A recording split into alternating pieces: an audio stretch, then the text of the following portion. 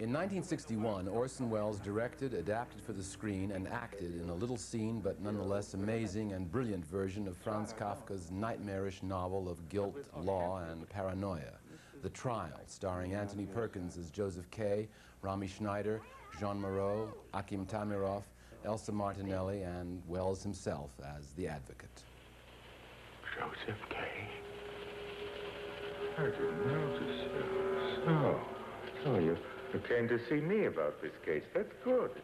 When I first met Orson Welles about 8 years later, of course, we talked about his films, and being made to feel very comfortable in his presence then, I remarked that out of all his pictures, there was really only one I didn't like, and that was The Trial.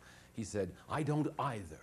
But a couple of months later, when I'd gotten to know him better and again mentioned my opinion of The Trial, he said, "I wish you wouldn't keep saying that." "Oh," I said, "I thought you didn't like the picture either." "No," he said, "I just said that to please you. I like it very much, but since I have respect for your opinion, since I also haven't made many pictures, every time you denigrate it, you diminish my small treasure." Well, of course, I felt terrible, and Orson rubbed it in from then on by always afterward referring to The Trial as that picture you hate.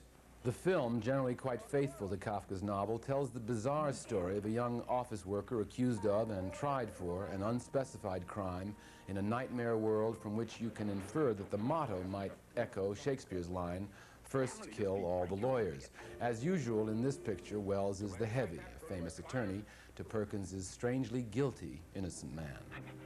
I make you very uncomfortable, don't I? You don't like what you see, do you? It's my mouth. You think you can tell from my mouth that I'm condemned, that I'm going to be found guilty? One day, a few years after we'd met, Orson said, "You know why you don't like The Trial? You haven't seen how funny it is, how funny I meant it to be. Tony Perkins and I were laughing all the way through shooting." And to prove his point, he invited me to go with him to a special screening of The Trial in Paris, a black tie affair at which Orson was being honored. Well, at this running, sitting beside Welles, of course, I picked up his intentions quite clearly, and the two of us were laughing at any number of scenes that no one else in the somewhat stuffy audience found remotely funny. They were shushing Orson and me throughout, but then it is certainly the blackest kind of comedy. Orson told me later that on Paris's Bohemian Left Bank, there was a screening at which everyone laughed. Has she been pestering you again? Pestering me? She finds all accused men attractive, makes love to all of them. And when I allow her to, she tells me about these affairs to amuse me. The picture was filmed all over Europe. Sometimes one shot in a scene would be made in Paris, while the other actor's shot in the same scene would be made in Belgrade, Welles keeping most of this complicated editing in his head.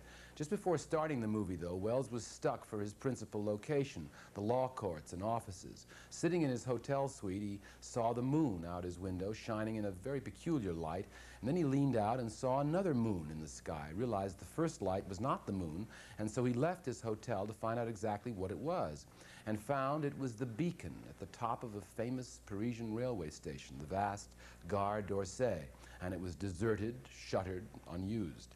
Today, that very space has become Paris's most recent Impressionist museum, but in 1961, it became the remarkable principal set for Orson Welles' The Trial. All these different scenes or sequences were shot at this now popular and thriving French landmark. What's happening to me is of no great importance, but I think it is representative of what's happening to a great many other people as well. For Welles fans, the picture features some of his most characteristically virtuoso set pieces, including a marvelous sequence in which Welles narrates a symbolic, storybook, fable version of the picture's main theme, man versus the law. No one else could enter this door. This door was intended only for you.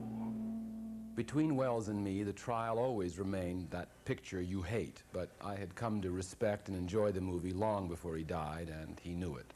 But like most artists, he was far more sensitive and vulnerable than his confident demeanor might lead you to believe, and he taught me another lesson about judging too quickly what I perhaps didn't understand. The Trial remains one of Welles's most complicated and also most fully realized works. Not an easy picture, but a rewarding one in the long run. Certainly a most valuable part of Welles's small treasure. So I've lost my case. What of it? You're losing too. It's all lost. Lost. So what? Does that sentence the entire universe to lunacy?